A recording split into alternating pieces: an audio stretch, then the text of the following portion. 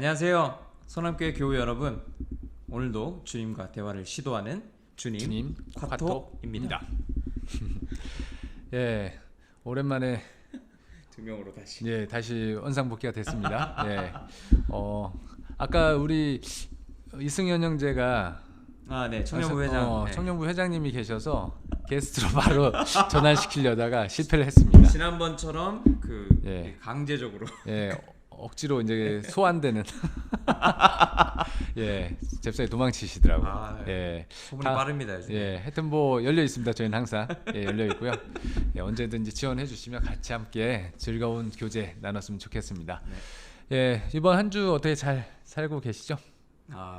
뭐 잘 살고 있는데 요즘에 그냥 그런 생각을 많이 해요. 다시 건물을 하나씩, 나무를 하나씩 얹어서 지금 짓고 있는 느낌이어서 다시 좀 회복하는 시간을 갖고 있는 것 같습니다. 좀 근 2-3주간 제가 카톡에서도 말씀드렸다시피 많은 것들이 좀 힘들고 적응되지 않는 과정들 속에서 그냥 하나님을 바라봐야겠구나 이러면서 진짜 급하지 않게 하나씩 하고 있는 상황이 좋네요. 있습니다. 저도 그런 것 같아요. 지금 사실 저번 주 영현 형제가 폭탄 고백을 했잖아요.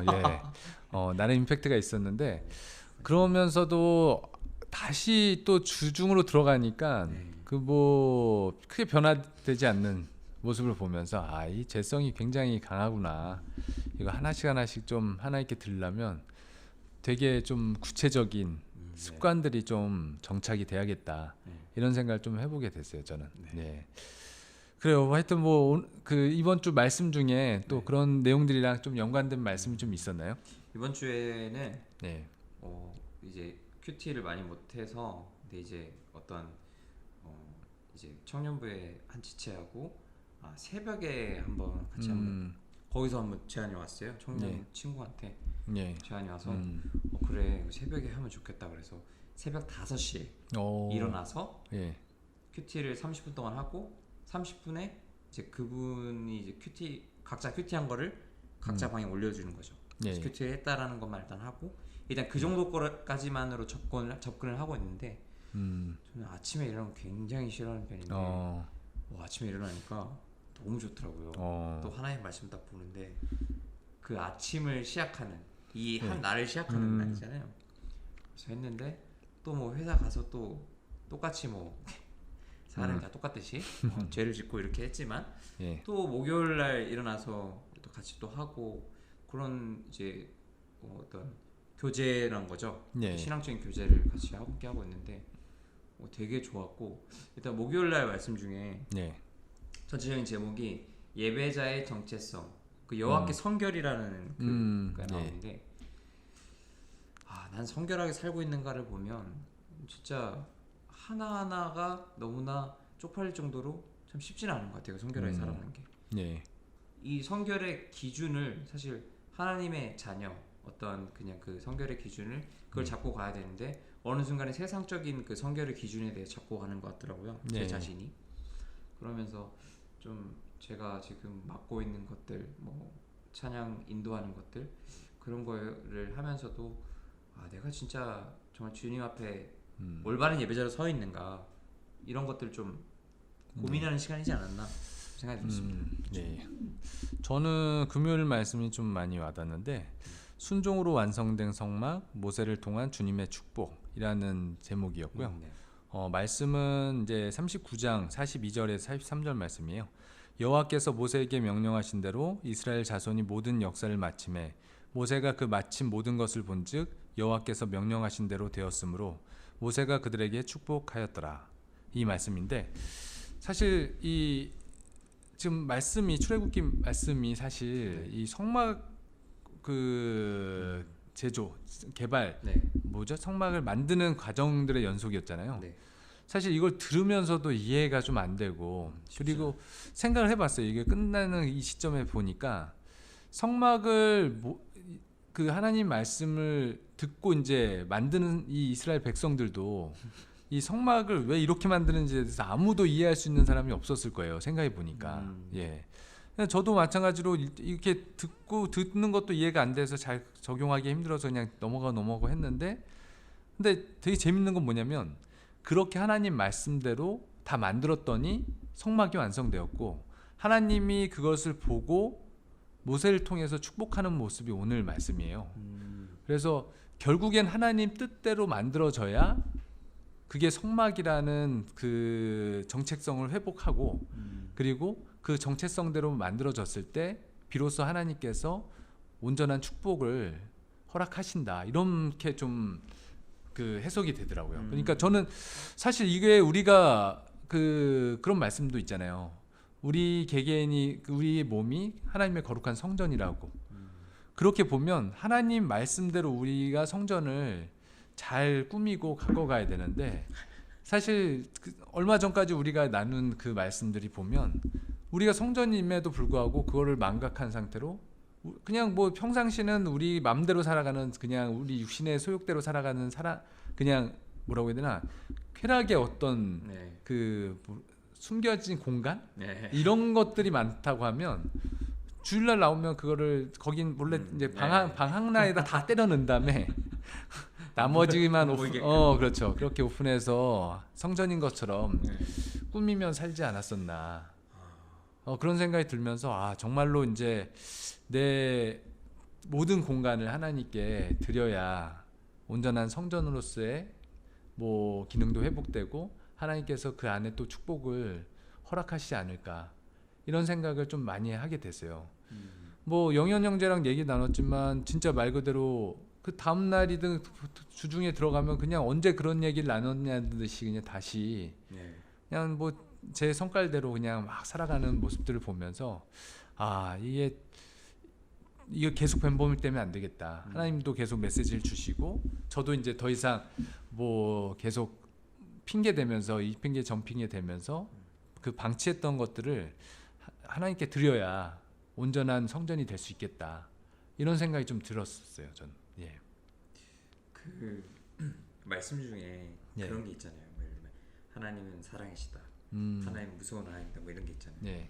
근데 그러니까 우리 모두가 뭐 다 공감할 수 있는 얘기일 수도 있겠지만 그런 거 있잖아요. 뭔가 하나님이 막 거기서 막 뭐 예를 들면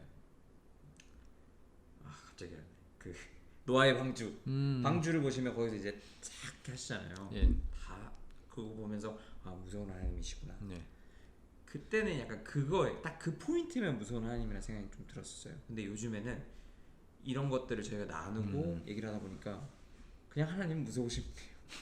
저는 약간 요즘 그런 생각을 많이 하면서 진짜 내가 안 깨어 있으면 그냥 하나님은 사랑이시니까 용서하시겠지.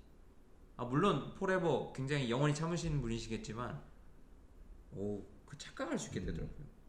그래서 요즘에는 좀 그 무서운 하나님이 저한테 조금씩 더 확 오지 않나 그런 생각이 듭니다. 뭐 공의의 하나님이시니까 그 부분도 분명 저희가 뭐 사랑의 하나님도 되시지만 공의의 하나님도 분명 그 하나님께서 말씀을 통해서 저희한테 알려주시잖아요. 그러니까 그 부분을 잊지 않은 것도 되게 중요한 것 같아요. 우리의 것을 드렸을 때 우리가 온전한 성전이 돼서 하나님의 축복을 받는다는 건 하나님은 우리에게 축복 주시려고 거룩한 성전이 되길 원하신다고 말씀해 주시는 건데 우리가 좀 착각할 때가 있는 것 같아요. 우리 걸 내려놓는 거, 우리 걸 포기해야 된다라는 거에 포커스가 많이 맞춰진 나머지 하나님이 주시려고 하는 궁극적인 어떤 가치들 있잖아요. 뭐 정말로 하나님이 진짜 허락하시는 어떤 구원의 기쁨이라든지 뭐 행복이라든지 뭐 이런 것들에 대해서는 그렇게 크게 생각을 못할 때가 많은 것 같아요. 눈앞에 있는 내가 즐길 거리들을 당장 포기할 것들만 생각이 들고 예전에 어떤 신앙서적을 보다 그런 예제를 들어봤던 것 같아요. 그러니까 계산대에 이제 어떤 어린아이가 자기 장난감을 계산대에 올려놓지 않고 꼭 붙잡고 있는 모습을 그 말씀 비유를 써놓은 글을 본 적이 있거든요. 그러니까 계산대에서 계산을 해야 비로소 엄마든 아빠든 계산을 해줘야 그게 본인 거가 됨에도 불구하고 그거 계산대에 올리는 거 그거 자체를 그 어떤 집착이나 이런 것 때문에 못 내려놓는 모습들을 그 어린아이와 같이 이렇게 비유한 그 글을 보면서 제 일상이랑 되게 비슷하지 않나. 제 조그만 그 쾌락 그 당상에 뭔가 즐기기 위한 그 숨겨둔 그 공간들을 하나님께 오픈하지 않으려고 발버둥 치는 모습이 약간 그런 모습 같은 거 아닐까 이런 생각도 좀 들어봤어요. 그래서 뭐 지금은 이제 사실 어린아이로 비유되기에는 사실 나이가 꽤 많이 이제 먹어가고 있는 입장이기 때문에 그래서 더 이상 이제 미뤄지면 안 될 것 같다는 생각이 들어서 지금 저희 회사에서는 몇 명 되지도 않지만 어쨌든 62일간의 어떤 습관 만들기 프로젝트를 하고 있어요. 그래서 이제 구글 드라이브에다가 그 캘린더를 올린 다음에 서로 했으면 뭐 1,000원, 못했으면 없고, 그리고 어느 정도 조금은 지켰다 그러면 500원 이렇게 해서 좀 재미삼아 이렇게 비용이 나가고 있어요. 그래서 작은 습관을 내가 지킬 수 있는 선에서 조금씩 하나님께 드리면서 그거에 따른 작은 보상도 같이 마련해 본다고 하면 뭐 우리의 작은 좀 안 좋은 습관들이나 그런 것들을 조금씩 들여질 수 있지 않을까. 뭐 물론 죄성 때문에 그게 안 될 때가 많긴 할 텐데 그런 걸 한번 저도 메모해 보면서 한번 좀 진행을 해보려고 좀 생각을 하고 있어요. 그래서 만약에 제가 잘 되면 한번 뭐 여러분들한테도 좀 제안해 보면 어떨까 싶고요. 하여튼 뭐 이제는 진짜 드려져야 될 시기다 이렇게 좀 생각을 해보게 됐습니다. 그리고 그게 하나님께서 주시려는 축복의 어떤 첫 단추다 이런 생각이 또 들었습니다.